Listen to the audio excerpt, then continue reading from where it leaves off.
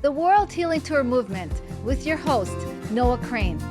Heal yourself, heal the world. Hello, welcome to the World Healing Tour podcast, where our mission is to help you heal yourself so you can heal the world. Hi, my name is Noah Crane. Each week, we will bring you tips and tools and inspire you to live your most empowered and joyful life. I'm also the author of the book, The Grass is Greenest Where I Am, because the grass is greenest where you are when you live in a place of no comparison, no competition, and no scarcity. When you learn to live in your own love and light and share your own unique gifts with the world, because we're all unique and we all came here to bring our piece of the puzzle and make this world better than we found it, create that amazing impact. And that's why it's called World Healing Tour, because when we heal ourselves, we truly do help others heal, as well as make this world a better place for all. Each week, I bring incredible guests here to share their journey with you and their wisdom to help you on the journey. I'm really excited about my guest today, Leah. She's an author, a thought leader, and a spiritual teacher focusing on emotional healing and personal development. She wrote 3 books, the latest being Overcoming Toxic Emotions, a practical guide to building better relationships with yourself as well as with others. Leah uses her personal triumphs over sexual abuse, addiction, anxiety, eating disorders, along with more than 2 decades of experience in a private practice, working with clients and organizations to help people transform their lives. Leah, welcome to the World Healing Tour podcast. I'm so excited to have you here with us. Thank you so much. I'm very happy to be here. Awesome. Well, I love your work. It's very aligned with healing yourself and healing the world and making this world a better place and living a better life, because there is so much suffering in the world. And a lot of the suffering we cause ourselves. And I know you've been through so much in your own journey. And I just want to know, how did you become so passionate about helping other people? I've had that interest since I was a young girl. I was always interested in wellness and spirituality, and in media. So I don't know where it came from really, other than just a natural inclination and desire within me. That's beautiful. I think that to be able to want to make a difference for other people, you're probably that one friend that people always call to for advice. Would you say you were one of those people that people always came to when they needed advice of how to get through something? Yeah, I guess so. But I don't know that I was that overt with trying to help people. It wasn't like I wasn't on a mission to fix everyone or to, I like to be of service. Mhm. And I really always was fascinated with understanding spirituality and growth and angels and health and all of that. Yeah, and I think to have a growth mindset is so important to be able to change ourselves. Nothing happens without having that growth mindset. So you're very open, it seems, to like whatever would come your way to help you be the best version of yourself. Yes. Always listening and always trying to tune in to the messages that I feel guided towards or information, always learning. And there's so many wonderful resources out there today. Yeah, And for the past 30 years, I guess I've been doing this. Yeah. absolutely. And you know what amazes me today with this generation is that it's at your fingertips. Like literally, you could. My daughter has learned to pray to God through TikTok. It's just like it's so available for the young generation, and I just feel like that makes them accelerate at an even faster rate. We could say a lot of things like, oh, they're this or distracted or whatever, but I'll tell you, what I've seen in my own daughter is the acceleration and the information that's right there for her to access. And if you take advantage of it, it's like it opens up a whole new world of healing for you. Yeah. There's so many good resources. And saying that, well, I think everyone needs to be very cautious and really attuned to who they are feeling drawn towards, because Mhm. just like in all days and ages, there's people out there that aren't maybe well equipped, or they're just kind of at a superficial level. So I think it's important to find people that we really trust when we're doing healing work in particular, because it's very easy to talk about it. It's not that easy to actually apply it, and we want to make sure we have trusted resources. I agree. You always have to be careful who you're give your energy to. So that's a great point, and thank you for bringing it up. Your new book, Overcoming Toxic Emotions. Can we talk a little bit about that and why is it so important for us? Because I do believe that so many people walk around with toxic emotions. Maybe they don't show it on the outside, but inside of them, it's a totally different person than you see on the outside. Do you find that as an experience with a lot of your clients? Well, I think a lot of us have toxic emotions for sure. And the important piece to understand is that there are no negative emotions to start with. Every emotion is valid. Mhm. It's the emotions that are difficult to process that we don't know how to, and then we kind of hold captive, that turn into toxic emotions. And so those are the ones that will affect us physically, mentally, and emotionally. They also affect our energy field. And I don't think anyone is void of having them at some point in their life. And some people hold on to them for very long periods of time. And it is very, very important that we learn how to process the emotions in the moment or as close to the moment as possible. And if we don't know how, that we reach out to a trusted resource to help us do that so that they don't become these toxic emotions. The toxic emotions, they just kind of allow us to be victims to our own life circumstances. And there's not a lot of healing or progress that goes on when we're operating with toxic emotions. Yeah, that makes a lot of sense. And when you say about the victim thing, so many people live in that place of victim, right? Because they're holding on to a story or something negative that happened to them, and they can't, they're not able to process it, like you said. They're holding on to that feeling, that thought. And when there's so many great things that are happening in their lives, they're still focused on that one negative experience, and that becomes the reality of how they operate through life every day. Yeah, it's very easy. I mean, I think again, all of us have, well, we have been victimized at some point, but that's different than being a victim ongoing. And it's an easy energy to hold on to because it allows us to kind of stay separate from our own, taking responsibility for our own choices and our own emotions, our own feelings, our own states of reality. And we kind of keep blaming and putting the energy outside of us. But that creates another big problem. So, this energy of learning how to release the victim for ourselves is really, really important.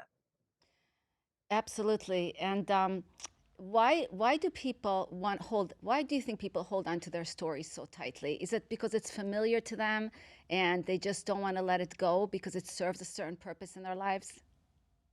I think so. There's a lot of reasons. I mean, it is familiar to us. Our old stories, they're definitely part of us. It's what shaped us. But we get very used to the frequency and the vibration of those stories, of the feeling states that those stories also contain. So that's one reason. I think in a deeper way, too, a lot of people are kind of nervous to release that story because those stories are often connected to our family roots and to our ancestry. And so if we let go of those stories, then we're kind of we feel like we're going to get disconnected from our family or the people that we love.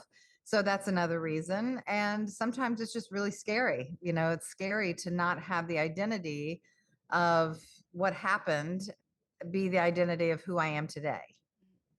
Yes, that makes sense. There's always a few reasons, not just one reason why things happen.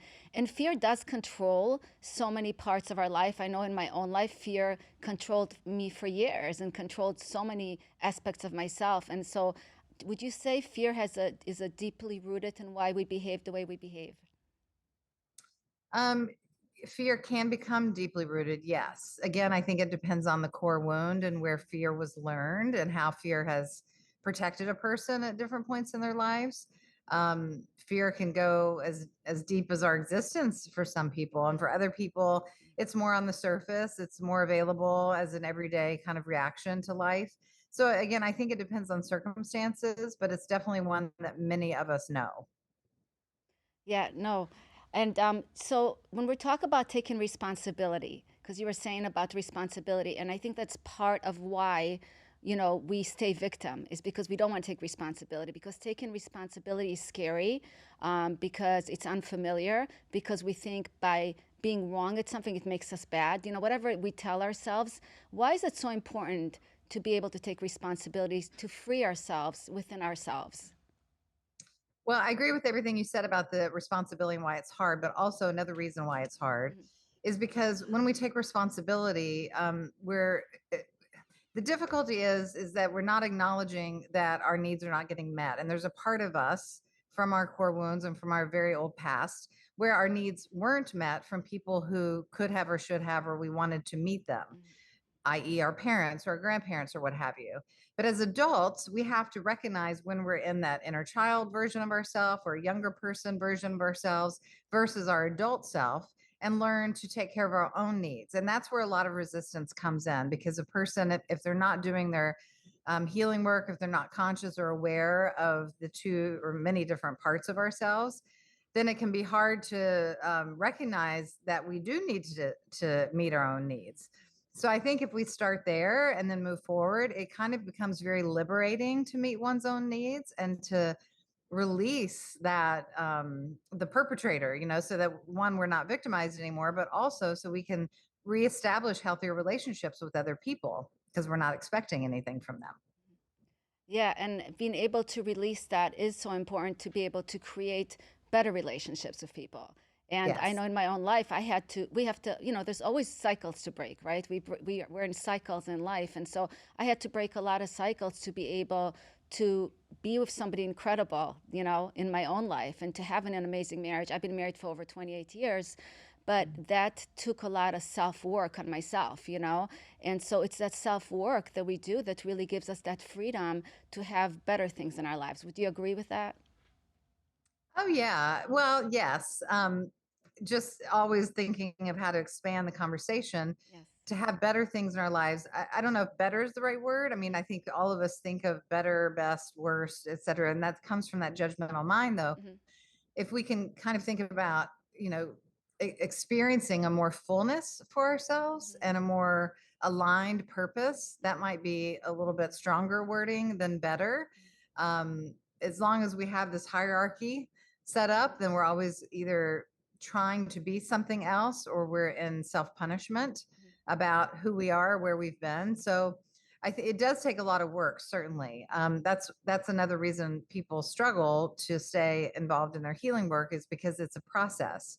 It's not something that just immediately happens. Of course, there's always spontaneous healing in different iterations.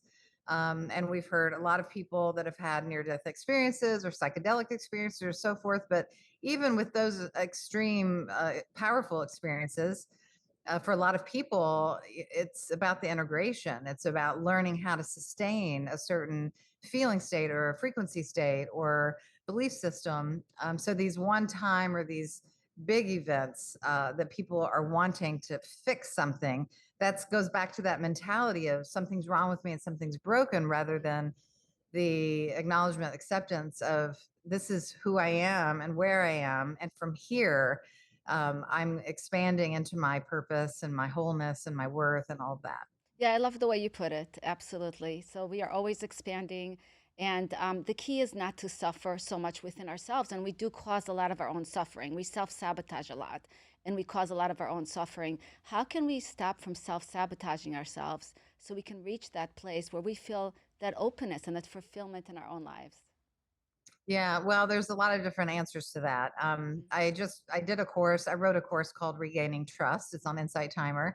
I think that's a good place to start, to learning how to trust ourselves again, how to trust the divine, and then how to trust other people. But breaking that cycle of uh, punishing oneself, Mhm. it's connected to those deeper understandings of our core wounds and the familiarity and the frequency and so forth that we get very comfortable with and used to. So it's um it's kind of a constant awareness Mhm. daily of what part of us is showing up, and learning how to parent and honor the part of us that needs our attention. And that can look like a lot of different things. Yeah. So I think it's a multifaceted answer to your question, but Yeah. yeah. Well, everything has so many different answers to it. Yeah. Like I always say, there's many roads to Rome, right? There's not one path. My friends are always like, but there's one way to do this or one way to do this. And I'm like, no, there's no such thing as one way. You can get there so many ways, you just have to be open-minded. And even to healing, there's not one path to healing, right? There's many paths. People do many different things. to heal themselves. But mindset has a lot to do with how we feel about ourselves, and that kind of creates our own experience in this world. Because if inside we're feeling, we don't have confidence, we don't feel good about ourselves, we're feeling insignificant or unworthy, it creates our own experience in the outside world. So doing our own inner work is extremely important to start creating that outer experience that we want to create. Would you say that's true? Oh yes, definitely. It's all kind of based on that. How we see our lives, how we experience reality, how we care for ourselves, how we love ourselves, how we interact, and what we emit from our being out into the world. It all affects our happiness, our joy, our peace, and it changes our life. Yeah, I saw that you also do a lot of inner child work, that you help your clients work with their patients with inner child work. How important is inner child work to healing ourselves within? For a lot of people, I think it's foundational. Mhm. I don't. Everyone interprets their work differently and their lives differently. So for some people, it can be very, very profound. It can actually be one of the keys that unlocks the door to their healing. I don't want to say that's true for everyone, though. Some people do inner child work for a short period of time until they grasp the difference of what parts of them are showing up and how to attend to their inner child. Some people stay with inner child work for a very long time as part of their ongoing processing and work. So it depends on your traumas, it depends on your sensitivity, it depends on your ability to visualize, your internal communication systems. But overall, I think it's one of the foundational pieces that can really help us turn a corner in our healing. Yeah, I know that it helped me, and I actually was carrying a picture of my child as a child, like a 3-year-old child, a 2-year-old child.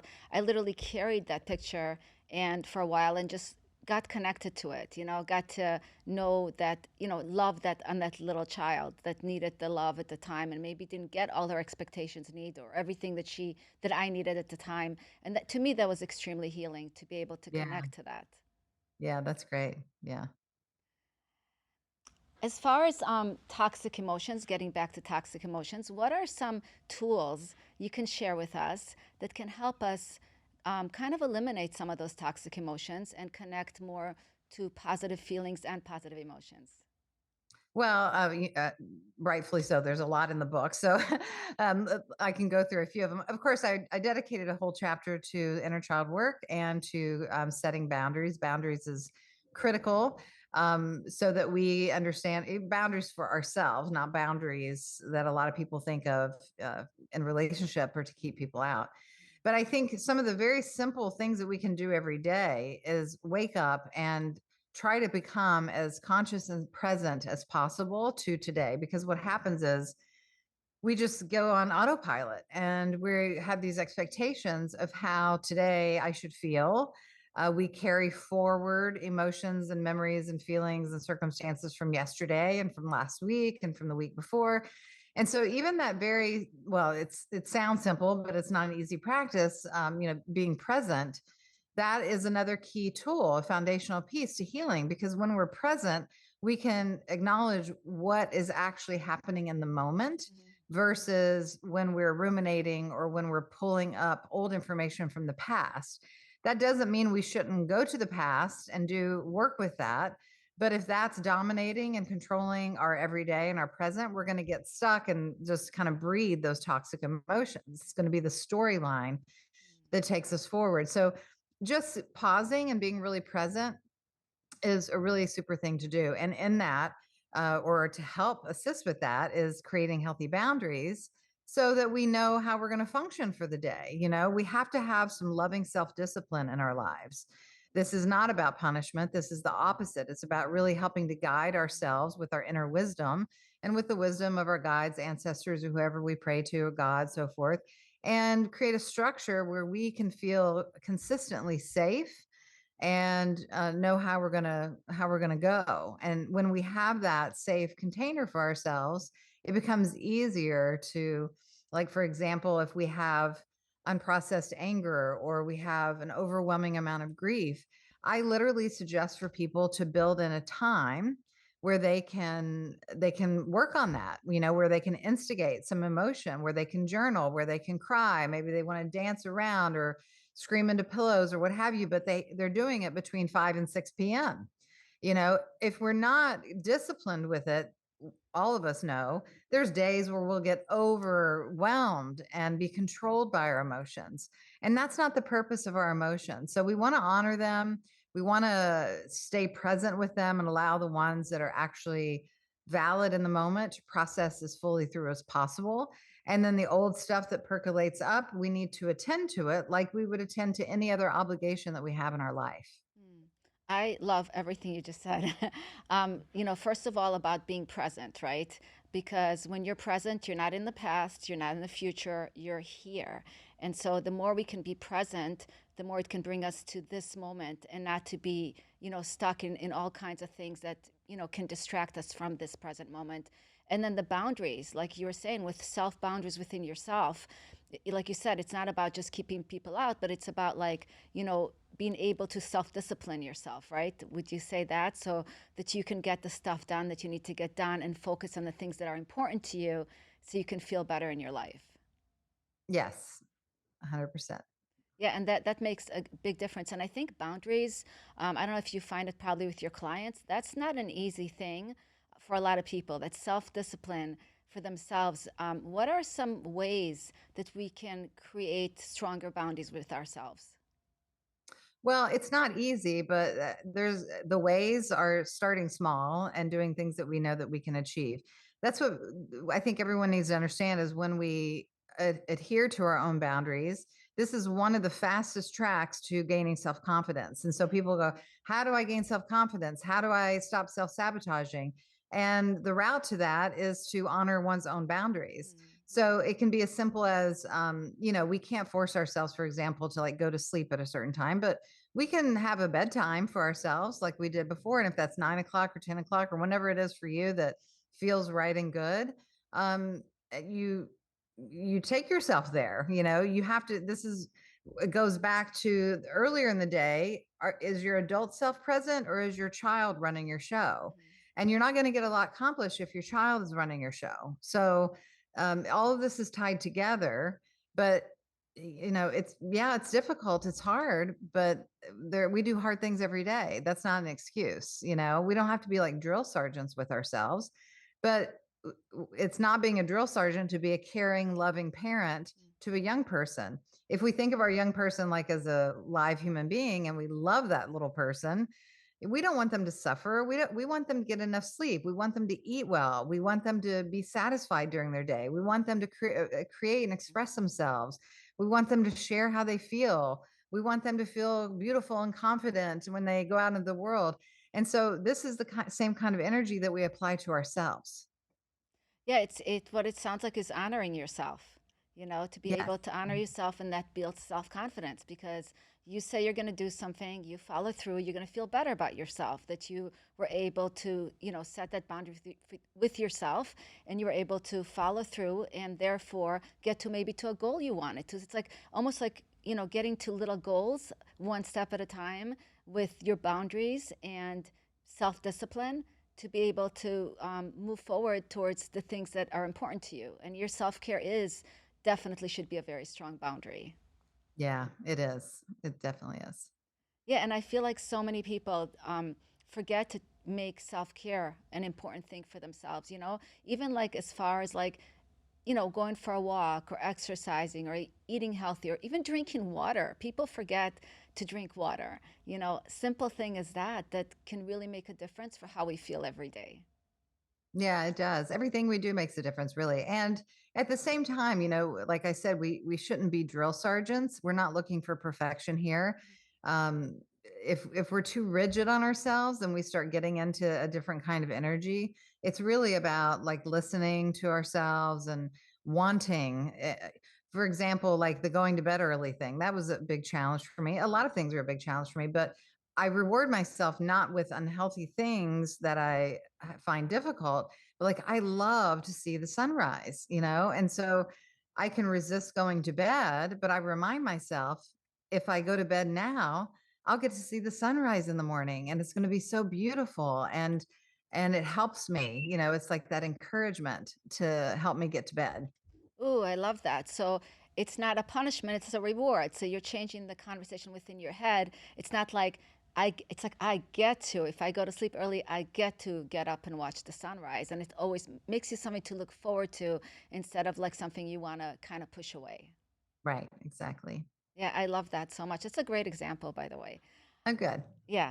And so, you know, and part of it that I wanted to also talk about is about the love and compassion, right? For yourself. How important it is to be able to give yourself that love and compassion. Like you said, you don't have to be a drill sergeant or so hard on yourself, but to find more compassion for yourself every day. What does compassion help you within your own life? Love and compassion. How could it really help people, get themselves to a happier, more joyful place?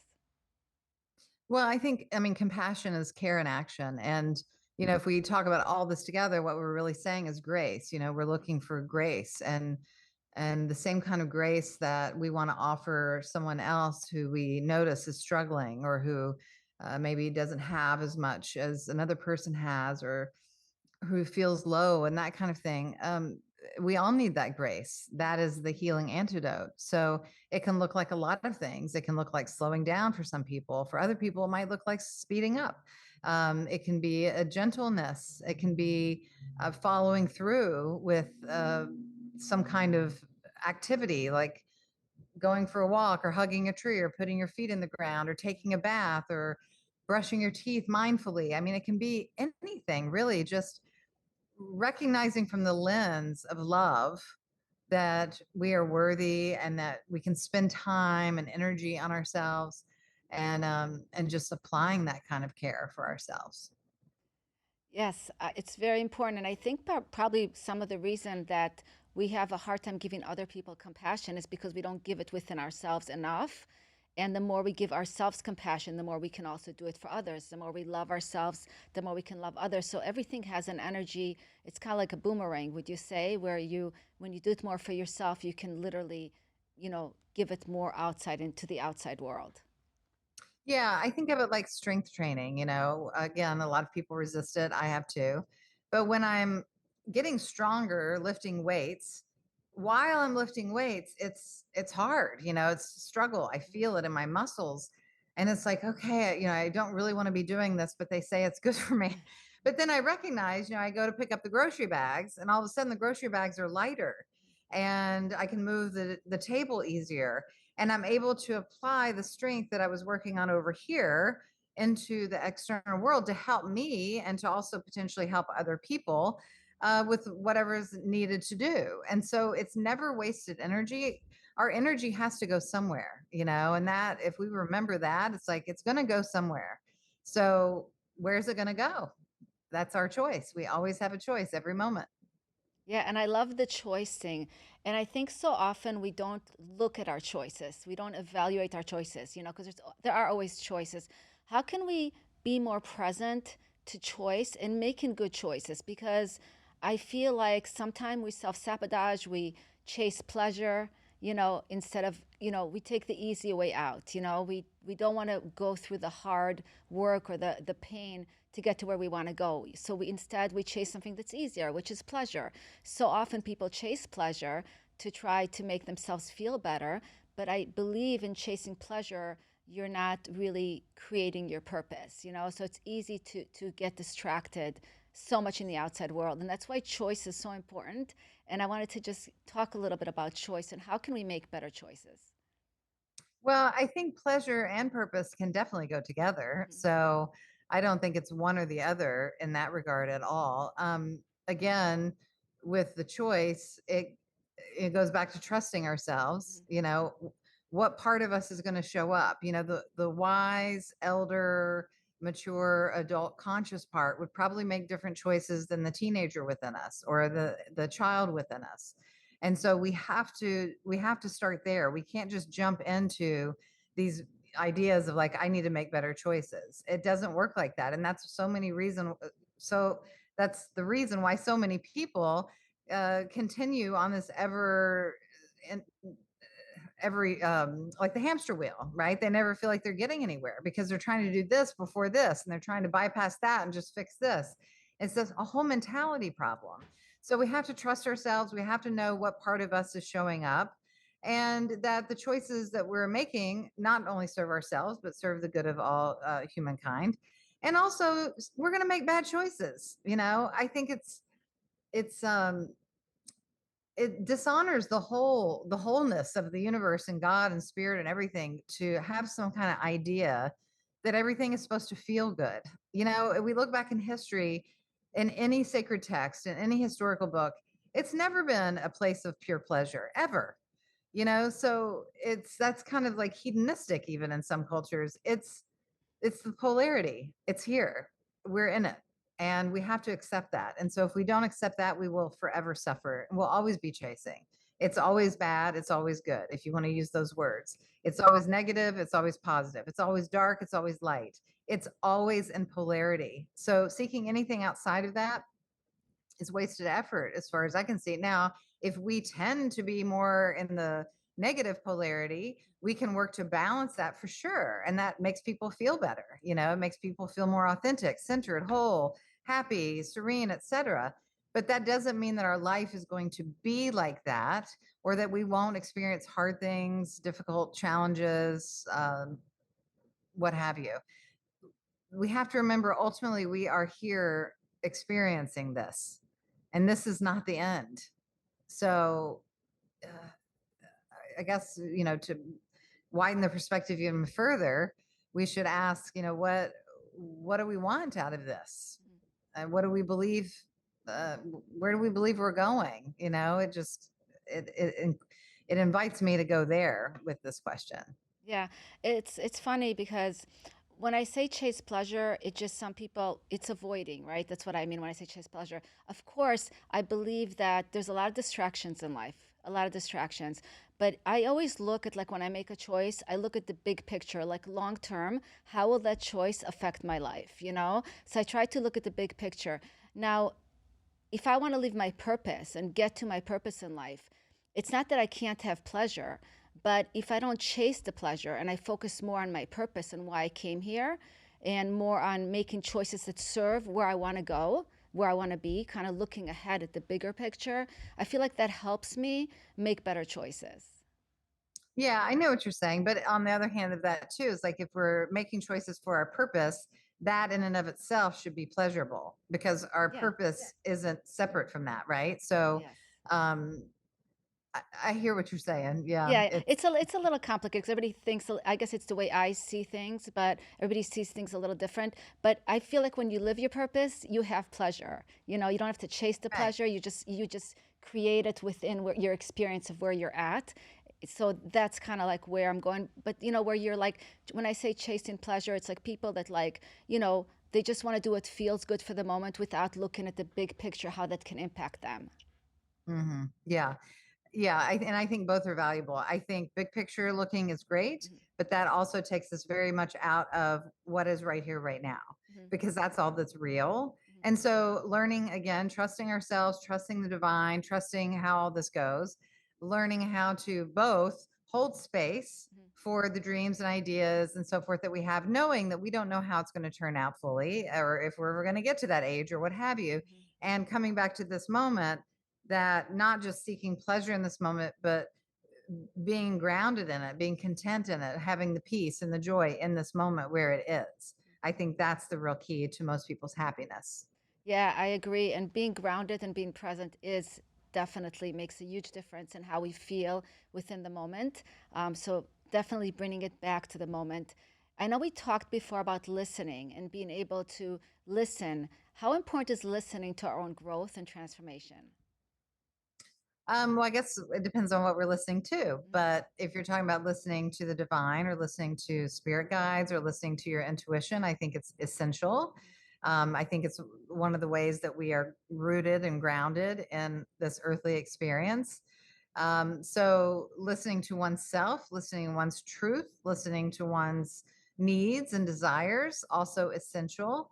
And listening to others, if you care to have relationships of any substance, is also essential. So, across the board, if we want an intimate relationships with ourselves and with others and with the divine, then listening is at least half of it. I think that there's so many cliches in our lives on social media and so forth.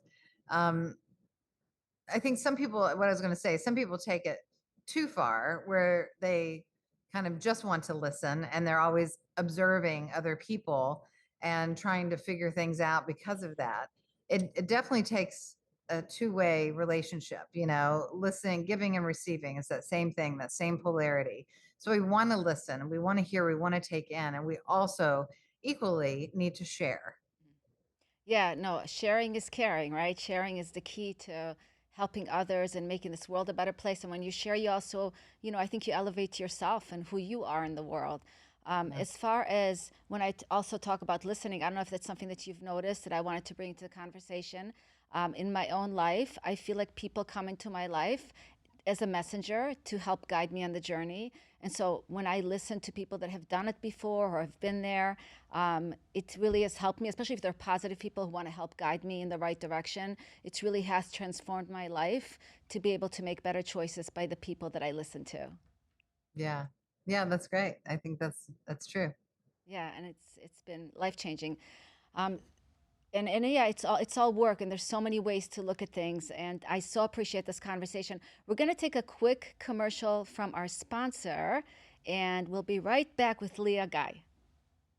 The Grass Grows Where I Am, an incredible anthology book that we are bringing collaborators together. This book is about wisdom, resilience, empowerment, and enlightenment. Do you want to co author with us? If you do, go to noahcrane.com or click the link below. And we are back with Leah Guy. Leah, so Hi. hi, welcome back. I wanted to say you're also a spiritual teacher. Can we talk a little about that and how you use your spirituality to help guide people on the journey? Sure. I guess I feel like we've been talking about that the whole time. Mhm. What do you mean? What do you mean particularly? With angels and guides, how do you use that in your life? And how do Mm. you use that with people that you work with, or is it more something you do for yourself? Yeah, for both. I mean, I've kind of always had relationship with spirit, with angels, with God, Mhm. and prayer, and so forth. And I work some of my clients. Not all of them come to me for this, but for a lot of them, I do readings with them, meaning I communicate or with someone on the other side, or use their guides to help them with their life decisions and so forth. That's amazing. So you're able to actually look into, you're able to see things that they can't see? Yes, I see in a particular way. Yes, it's just Mhm. kind of like information downloaded. Yeah. I'm able to access their field and access their information and help support them in a lot of different ways. Do you have to be in person to do that with you, or is it something you could do through a Zoom as well? Now I do it through Zoom all the time. Yeah. Okay, that's amazing. And Yeah. do you believe that healing yourself also helps healing your linearship, lineage of people, like past traumas, like people in your family that have had, does that help heal all that as well? I think so. I think, time is an illusion. And so it's all kind of happening simultaneously. And so our connection to our loved ones and the people who've come before us is very similar to the people that will come after us. And we're all connected by energy, we're all connected by heart. And any and everything that we do affects the whole. So I believe so. That's great. I saw that you also worked with AA. Can we talk a little bit about that and how that can help people in their lives? Oh, I don't work with AA. Do you mean Alcoholics Anonymous? No, that you use some kind of technology to be able to get people to acknowledge emotions. It said like AAA or something or not when I It's was reading. it's a method that I use in my book. Yes. It's Oh, not can you? technology at Oh, all. okay. Can you explain what that is? It's just the acknowledge, accept, and act. It's the method that I encourage people to use by reading the book to help them heal, to help them shift their vibrational frequency, to help them learn how to sustain a different state of being, and to basically kind of rewrite their imprints and so forth. Okay. So Yeah. it's a way of using your book.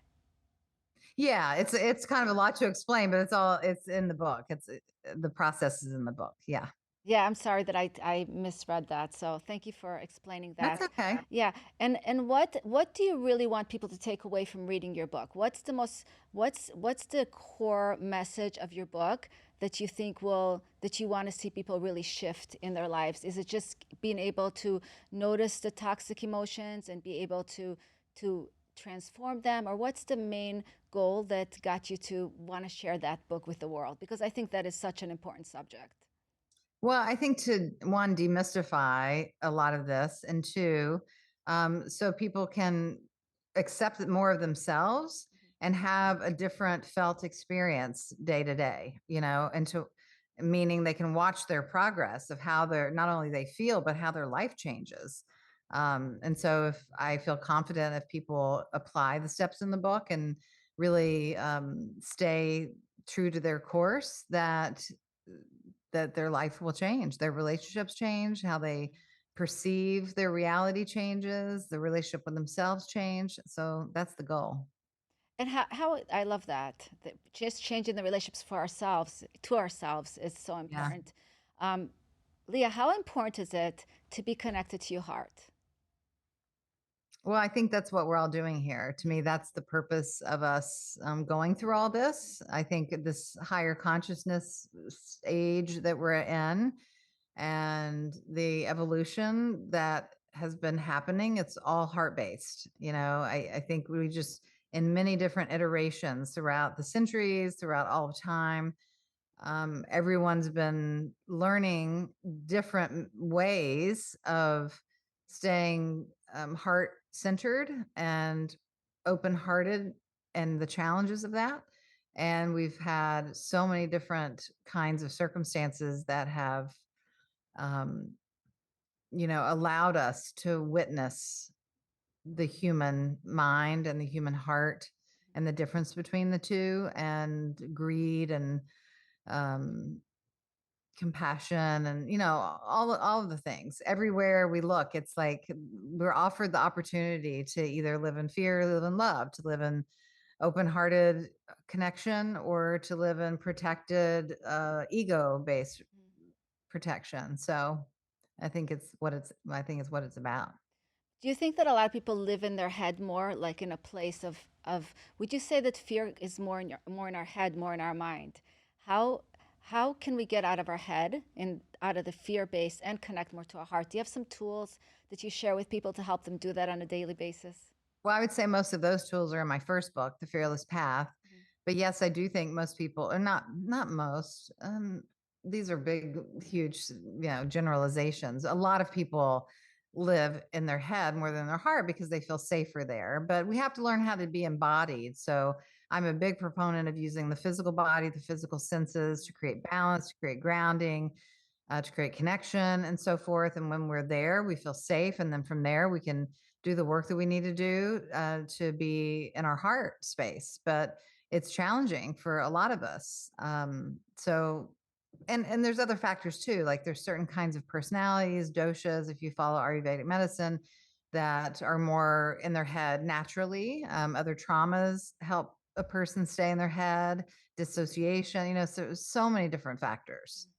Do you believe that we can create, do you believe in vibration and being able to connect to a higher vibration by being more connected to our heart? Or how do we connect to higher vibrations? Like even like gratitude, being authentic, all those things that we want, or even manifestation.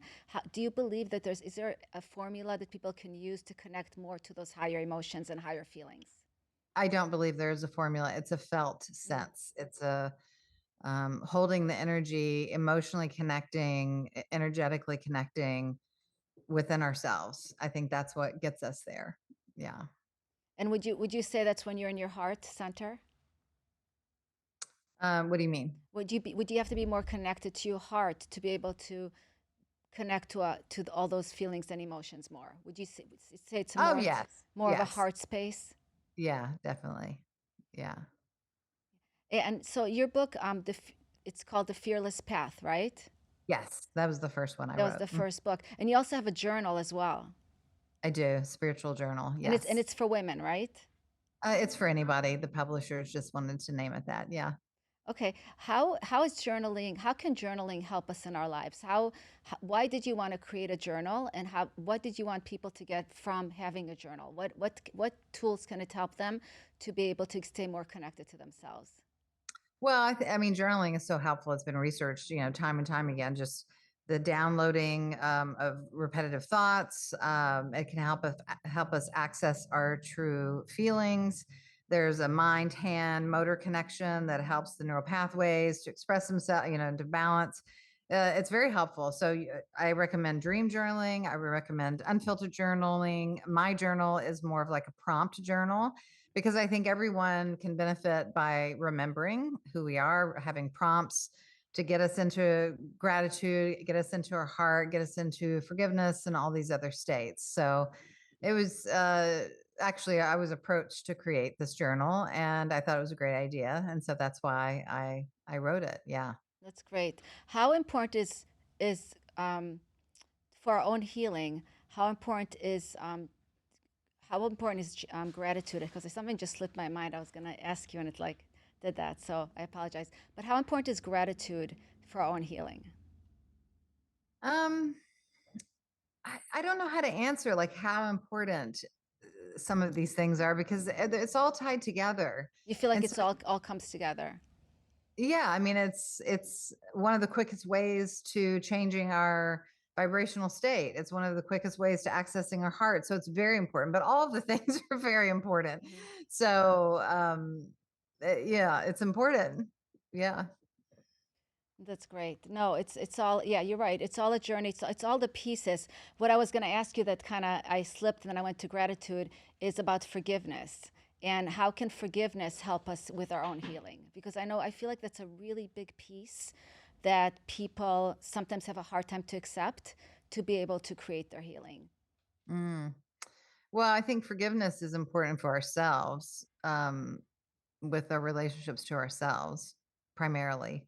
Most people that aren't forgiving others, again, we're holding someone captive to be the perpetrator, so we get to be the victim, and then that starts to breed resentments and ill feelings and all kinds of things, and it just keeps the negative patterns at play. So when we offer forgiveness, there's a release that happens within us. It really does not much outside of us, so it changes us. And I think it's very important. Yeah, forgiveness has been a huge part of my healing and really helped me, with getting forward in my life because that not forgiving was not letting me free myself from being able to share myself with the world. So I think that's Yeah. a huge part of healing. And like you said, it all has to come together. It's all different pieces of us that have to come together, but they're all important. Everything's important. Is there anything else that you wanted to add to the conversation before we, Oh gosh. you share who you are and how people can connect with you. But is there anything else that you wanted to say that into the conversation? I feel like we've covered a lot, so I can't think of anything right now. Okay. Well, how can Leah? Thank you so much. How can people connect with you, find your books? Are they on Amazon? My books are all on Amazon, Barnes and Nobles, anywhere books are sold. Two of them, both of them, except for the journal, are on Audible as well or Kindle, and some of them are in multiple languages, so you can find them many places. And you can connect with me on my website, leahguy.com. It's leahgui.com, or social media at Leah the Modern Sage. That's awesome. Well, thank you for all the great work you do, Leah. I think that it's so important, and I'm sure you're helping so many people. And the fact that you wrote these books and shared your message with the world, I really believe is just so important to help one another. And you're definitely doing your work here, so I really appreciate you and what you're doing to help others. Thanks. I appreciate that, Noah. Yeah, and thank you so much for being on the podcast today. Thank you. It's a pleasure to be here. Thank you. I want to thank you for joining us today in the World Healing Tour podcast. Until next time, remember to do your 3 Gs. Number one, have a grateful heart. Number two, be grounded in love and compassion. And number three, every day, know that you're not alone. You are guided by God. Whether you call it spirit, higher power, is always with you to help guide you on your journey. Until next time, have a beautiful day, everyone. Namaste. the World Healing Tour movement with your host, Noah Crane. Heal yourself, heal the world.